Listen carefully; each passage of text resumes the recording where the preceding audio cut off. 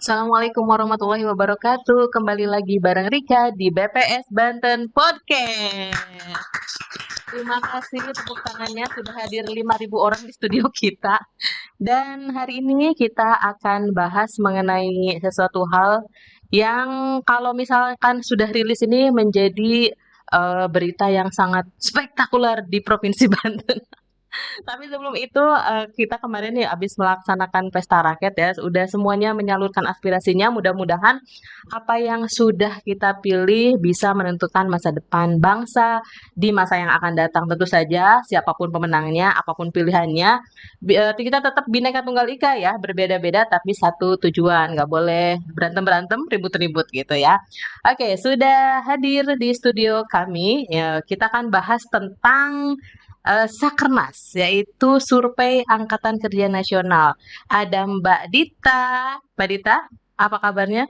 Hai, Silakan kenalan dulu baik. mungkin ya sama sahabat Data yang ada di rumah. Hai sahabat data, Mm-mm. perkenalkan saya Pradita Andia Permani, statistisi ahli muda di BPS Provinsi Banten, khususnya yang menangani data-data tentang ketenagakerjaan. Nah, jadi Mbak Dita ini pekerjaannya tuh meramu ya dan menyiapkan survei Angkatan Kerja Nasional di BPS Provinsi Banten maksudnya. Jadi kalau misalnya sahabat data sudah pernah upload mengunduh gitu ya publikasi mengenai ketenagakerjaan, nah Mbak Dita inilah yang membuat publikasinya. Tepuk tangan dulu dong untuk Mbak Dita dan juga tim sosial di BPS Provinsi Banten gitu ya. Mbak Dita, apa kabarnya sih? Lagi sibuk apa? Alhamdulillah, ini kami lagi sibuk ke Mm-mm, pendataan Sakernas. Kebetulan di bulan Februari mm-mm. ini ada pendataan Sakernas Februari 2024. Mulainya kira-kira tanggal berapa nih Mbak? Jadi sebenarnya kita udah mulai dari Mm-mm. bulan kemarin tuh ada pelatihan petugas ya. Lalu Mm-mm. di Februari ini baru aja mulai kemarin itu mulai pendataan lapangan. Jadi petugas-petugas kita nih turun Mm-mm. ke lapangan, mereka mendata responden dari rumah ke rumah. Mm-mm. Biasanya kalau misalkan kita sudah rilis data ketenaga kerjaan, media tuh paling banyak memburu Mbak Dita ini gitu ya. Mbak Dita aslinya dari mana sih Mbak? Ya, dari Tegal, Dari Jawa Tegal. Tengah. Sudah berapa lama bekerja di BPS Provinsi Banten? Kalau di BPS Provinsi Banten ini saya udah 10 tahun ya. Mm-mm. Kalau Lama juga ya? bekerja di BPS udah 14 tahun. 14 tahun. Nah, pertama penempatannya di mana dulu sebelum di Banten? Dulu saya di Provinsi Aceh. Jadi dari Ya, Aceh dari baru Aceh ke ke Banten. Banten. Lumayan lah. Dari Banten ke Tegal nggak terlalu ini ya, masih Ya, satu nggak perlu pulau jauh gitu. ya, nggak perlu naik pesawat. Oke, Mbak, kita akan ngobrol tentang Sakernas nih ya. Sebetulnya Sakernas itu apa, terus tujuannya untuk apa, dan waktu pelaksanaannya itu kan dia setiap tahun rutin tuh ya, Mbak. Iya. Biasanya di bulan apa? Jadi Sakernas itu dari namanya Survei Angkatan Kerja Nasional. Ini Mm-mm. kelihatan ya. Dia itu survei yang dilakukan BPS untuk menghasilkan data-data ketenagakerjaan. Mm-mm. Jadi di Sakernas ini dilakukan rutin oleh BPS satu tahun tuh 2 kali. Di bulan Februari dan bulan Agustus. Jadi satu tahun tuh dua Satu kali. tahun 2 kali. Jadi Jadi kenapa? setiap tahun itu begitu ya, Iya, Februari dan Februari, juga Agustus. Agustus gitu. Bedanya itu kalau bulan Februari kita sampelnya untuk di Banten ya. Banten Mm-mm. ini sampelnya ada 1.490 rumah tangga. Itu menyebar di semua kabupaten kota. Jadi Mm-mm. setiap kabupaten kota ada sampelnya. Mm-mm. Itu nanti hasil dari Sakernas ini bisa digunakan untuk estimasi indikator ketenaga kerjaan sampai level provinsi. Jadi Mm-mm. nanti angka yang dihasilkan itu adalah level provinsi Mm-mm. Banten gitu. Sementara yang di Agustus itu sampelnya lebih banyak Mbak, Mm. 4 kali lipat. Jadi, Itu kenapa Mbak berbeda jadi sampelnya itu? karena sampel yang lebih banyak ini, Sakernas di Agustus bisa digunakan untuk estimasi indikator sampai level kabupaten kota. Jadi nanti Oh, ada begitu. angka pengangguran kabupaten kota, Hmm. penduduk bekerja kabupaten kota gitu. Berarti kalau yang Februari itu hanya sampai level provinsi, Iya, sementara yang Agustus nanti bisa angkanya sampai level provinsi aja. kabupaten kota gitu. Oke. Tujuannya sih Mbak apa Sakernas itu? Di Sakernas ini untuk mengumpulkan data tentang ketenagakerjaan. Mm-mm. Nanti dari Sakernas itu bisa dihasilkan banyak indikator. Mm-mm. Seperti yang sering ditunggu-tunggu ya oleh teman-teman semua, ini angka pengangguran. Angka pengangguran, lalu juga ada tingkat partisipasi angkatan kerja, terus juga ada jumlah penduduk Mm-mm. bekerja. Jumlah penduduk bekerja ini bisa kita lihat berdasarkan jenis kelamin, klasifikasi wilayah, lalu Usia mungkin? usia bisa Mm-mm. juga, terus lapangan pekerjaan ya, Mm-mm. lapangan pekerjaan mana sih yang Dominan gitu. mendominasi di Mm-mm. sini gitu, terus juga status pekerjaan, jam kerja, dan masih banyak lainnya. Mm-mm. Kalau misalkan sasaran respondennya nih Mbak, pasti ada batasan usia atau mungkin kriteria yang menjadi responden Sakernas setiap tahun itu siapa sih?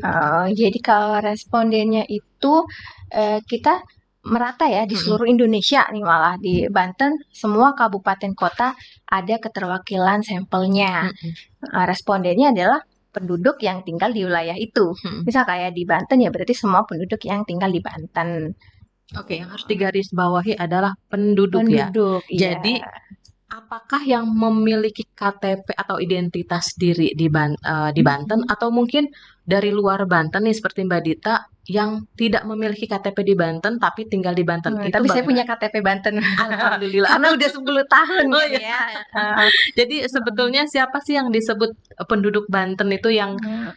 menjadi responden di Sakernas? Ya, jadi penduduk secara konsep penduduk BPS ini menggunakan konsep de facto. De facto itu ya mereka yang nyatanya tinggal di situ gitu. Jadi Punya semua KTP atau tidak punya KTP? punya KTP ataupun tidak, misalnya mereka sudah tinggal di situ selama minimal 1 tahun, Mm-mm. ataupun mereka baru aja pindah, tapi memang niatnya menetap ingin tinggal di situ. Nggak peduli mereka KTP-nya manapun, itu sudah termasuk penduduk Banten. Kita data di setiap survei BPS, termasuk di sensus penduduk juga mereka kita data di Banten. Oh, berarti kalau misalkan ada petugas sensus Sakernas nih, yang ditanya, Ibu KTP-nya Banten atau bukan? Bukan itu yang ditanya, enggak. tapi Ibu Jadi sudah berapa lama tinggal di Banten, jadi begitu? mereka nggak akan menanyakan Mm-mm. itu. Mereka akan menanyakan siapa saja yang tinggal di sini, yang biasa tinggal di sini, makan dan minum, menginap di sini sehari-harinya gitu. Minimal Nggak berapa peduli lama KTP-nya. tinggal di Bantennya?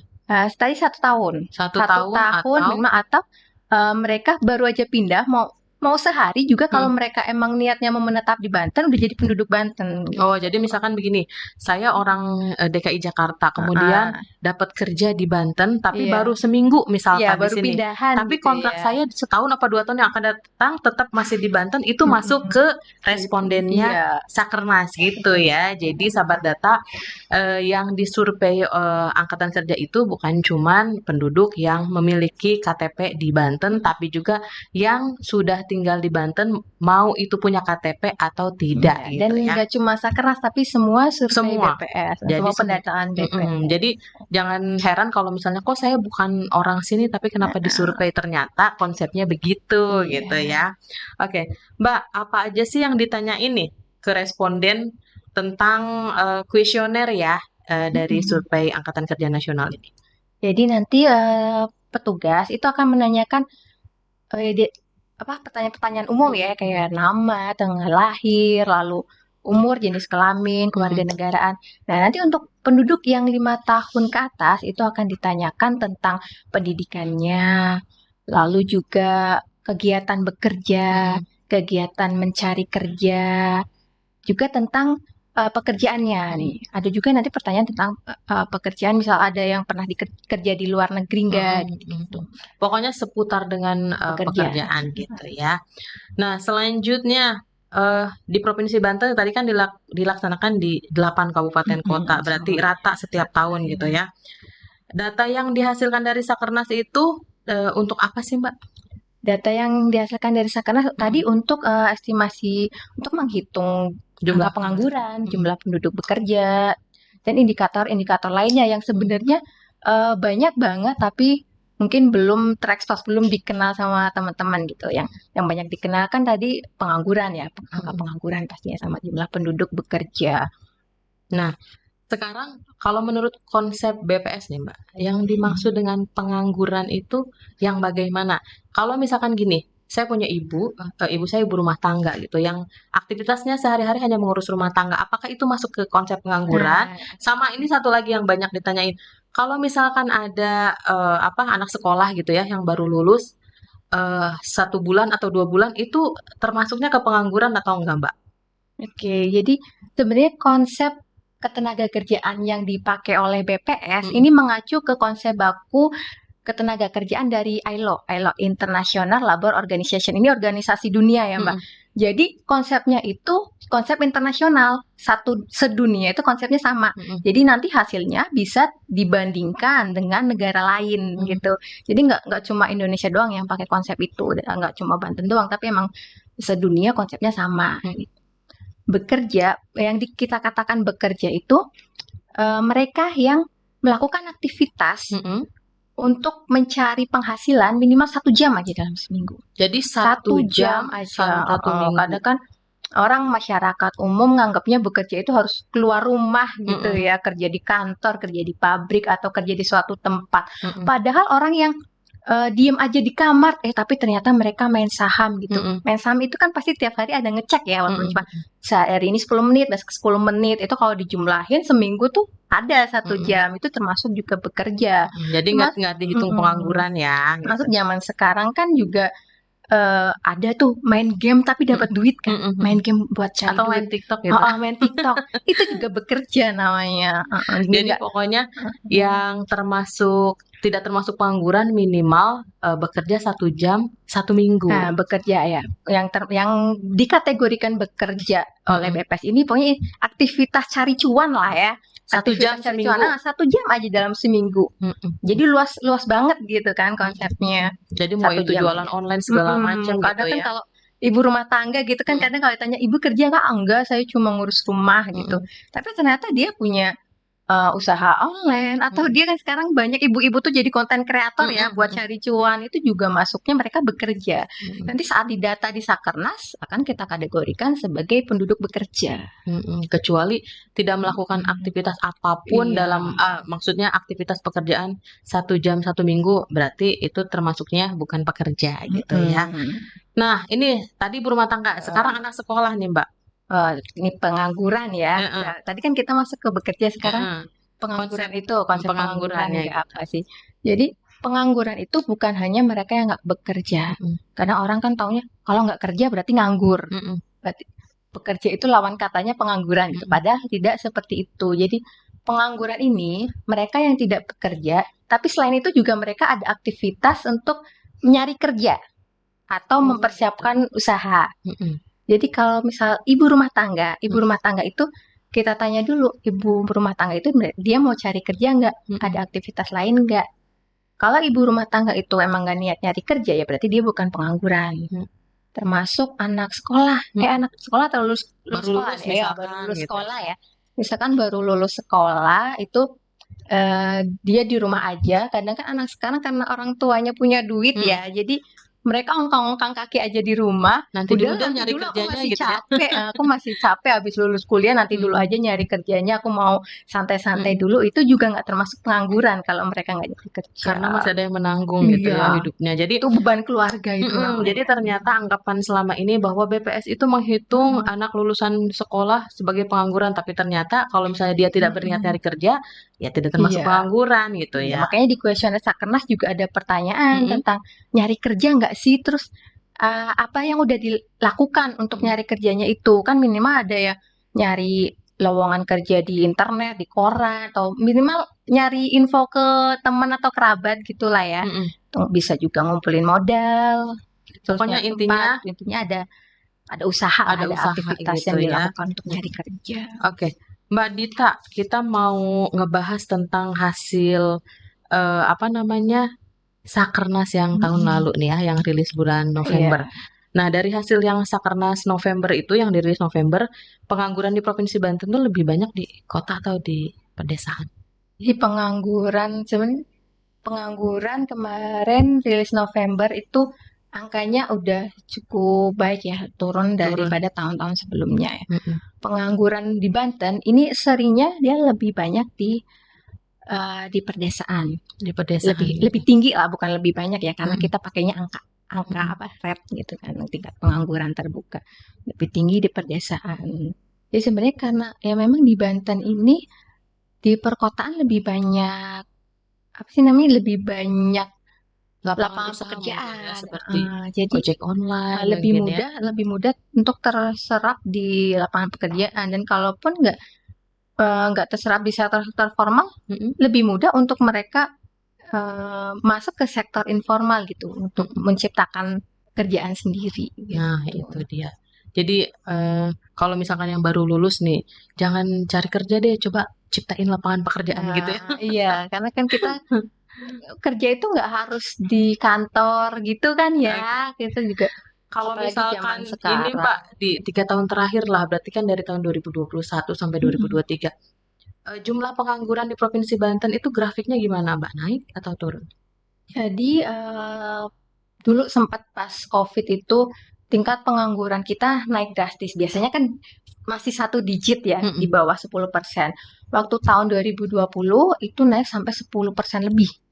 Pas Nah, COVID itu iya, ya. pas COVID lagi tinggi-tingginya. Lalu ke sini ya, sampai tahun 2023 itu pengangguran terus turun. Jadi angka yang Tiap tahun 7,52% itu itu udah turun udah turun sedikit ya. demi sedikit dari tahun 2020.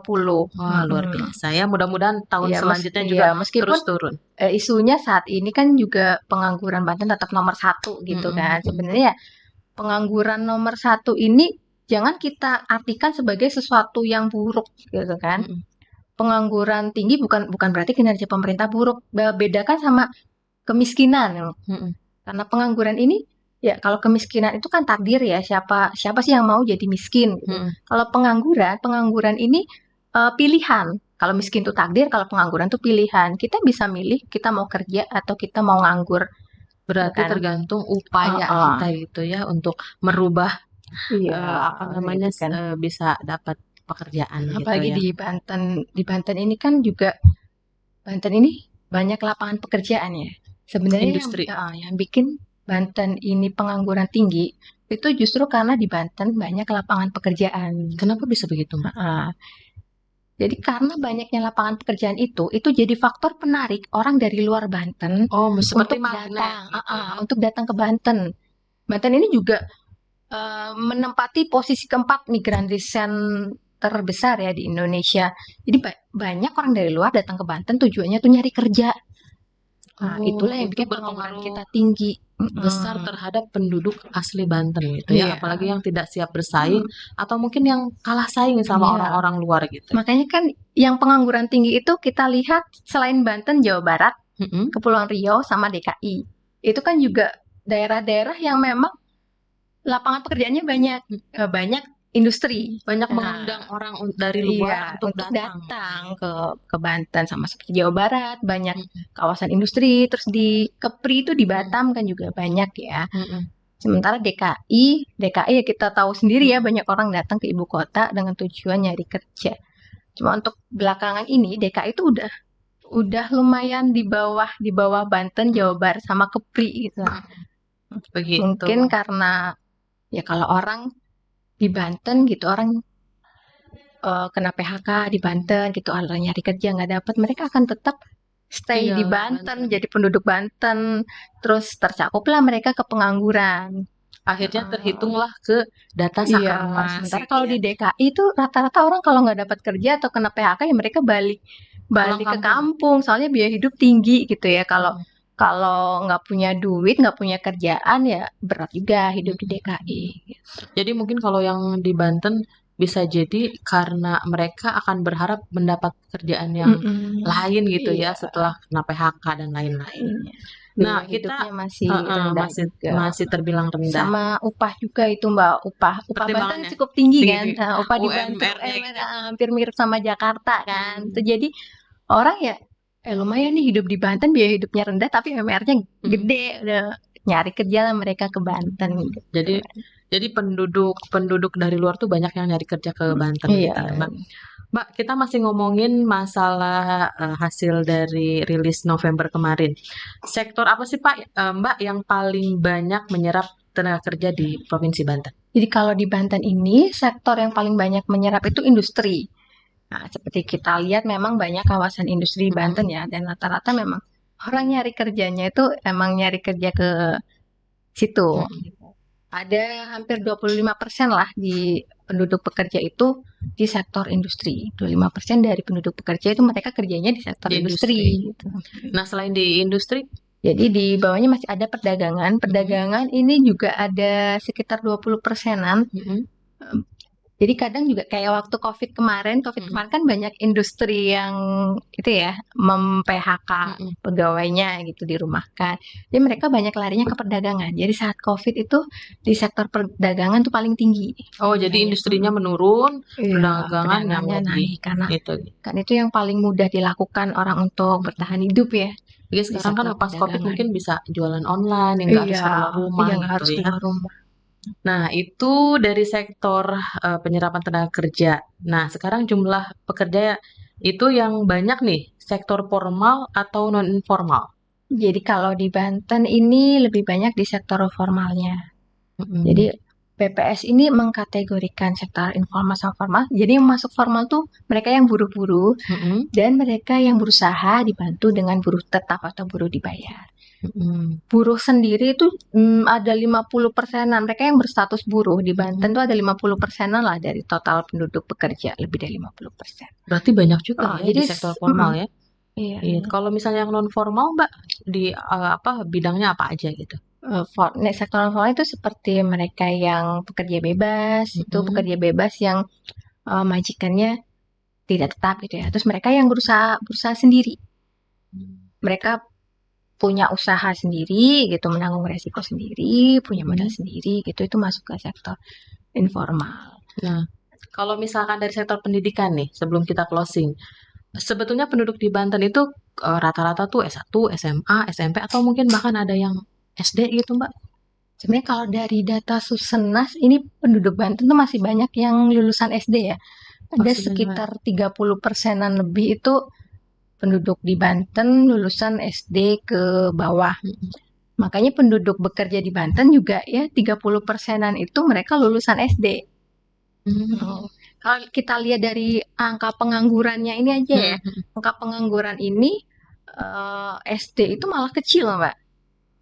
Angka pengangguran lulusan SD itu kecil. Yang pendidikannya mohon maaf rendah, mereka jarang yang menganggur ya. Iya, angka penganggurannya kecil. Karena apa? Mereka kalau SD itu kan mereka cenderung nggak punya daya tawar ya, Mbak. Mereka tuh apapun akan dilakukan, yang penting aku bisa makan gitu kan. Apa aja lah gitu ya. Sementara yang pendidikannya tinggi ya mereka akan milih-milih kerjaan yang sesuai passion, sesuai dengan pendidikan mereka gitu. Kalau misalkan yang apa sih tadi kan ternyata yang lulusan SD juga banyak gitu ya yang ini. Kalau misalkan yang banyak menganggur itu lulusan apa? Paling tingkat pengangguran tertinggi itu kalau kita lihat dari pendidikannya adalah lulusan SMK. SMK malah ya. Jadi tingkat pengangguran SD itu kecil.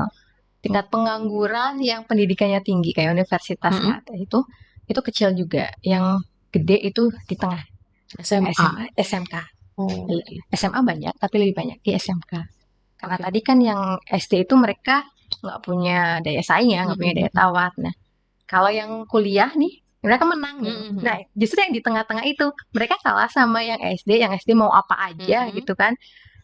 Sementara mereka pengennya dapat yang sesuai dengan keahlian mereka. Tapi mereka juga kalah nih sama yang lebih tinggi gitu. Jadi sama yang SD nggak mungkin melakukan pekerjaan yang misalkan lulusan SD gitu ya, karena mereka menengah, kemudian mau mengejar ke atas juga ternyata mereka tertinggal dengan yang sarjana gitu ya. Mbak Dita, seru banget nih obrolan kita, tapi ada satu nih saran buat anak-anak muda di Banten nih, biar siap bersaing di dunia kerja sehingga dapat mengurangi tingkat pengangguran di Provinsi Banten. Ya, jadi sebenarnya pengangguran yang tinggi di Banten itu kan bukan karena salah pemerintah juga ya. Pemerintah nggak bisa intervensi dong. Perusahaan, pabrik ini mau membuka lowongan kerja untuk berapa banyak orang kan nggak bisa juga pemerintah intervensi. Pemerintah paling saat ini yang dilakukan oleh pemerintah itu pemerintah memberikan bantuan modal untuk UMKM, lalu juga mengadakan pelatihan untuk UMKM. Nah, jadi anak muda atau masyarakat sekarang ya lebih baik fokus aja untuk mengasah skill agar bisa menciptakan lapangan kerja sendiri. Jadi kalau nggak terserap di lapangan kerja yang ada, ya bisa menciptakan lapangan kerja sendiri, bisa menciptakan pekerjaan sendiri gitu kan. Bisa. Sekarang kan juga banyak banget ya bisa jadi konten kreator. Iya, sekarang kerja kan juga udah bisa remote ya, walaupun kita tinggal di Banten, kita bisa loh cari kerja dari luar negeri gitu kan. Cari kerja dari luar negeri kita kerjakannya tetap di rumah gitu kan. Karena sekarang kan cari kerja sebetulnya lebih mudah karena dengan apa sih namanya teknologi media sosial yang Iya, begitu bener banget. pesat gitu ya. Jadi kalau bisa nih anak-anak muda juga mengasah terus apa kemampuannya gitu ya agar Iya. siap bersaing di dunia kerja. Baik. Sahabat Data semuanya, terima kasih banyak. Itu dia obrolan kita yang sangat seru dengan Mbak Dita. Terima kasih banyak Mbak Dita sudah hadir di studio kami. Selamat bertugas kembali ya. Karena Sakernas akan mulai lagi nih Iya, di akhir Sakernas bulan. ini udah Mm-mm. mulai penataan lapangan ya. Jadi pesan nih buat teman-teman semua, siapa tahu ada yang jadi responden Sakernas ya, mohon berikan jawaban yang sebenar-benarnya agar data ketenagakerjaan yang kita Dihasilkan. hasilkan itu juga akurat mencerminkan keadaan yang sebenarnya gitu.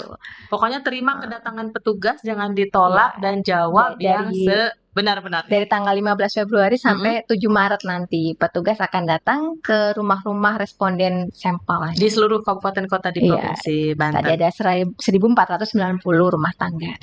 Oke, baik sahabat Data, demikian obrolan saya dengan Mbak Dita. Terima kasih banyak atas perhatiannya. Jangan lupa follow semua media sosial kita ya, IG, Twitter, dan juga Facebook BPS Banten. Dan jangan lupa saksikan terus BPS Banten Podcast hanya di YouTube channel BPS Banten.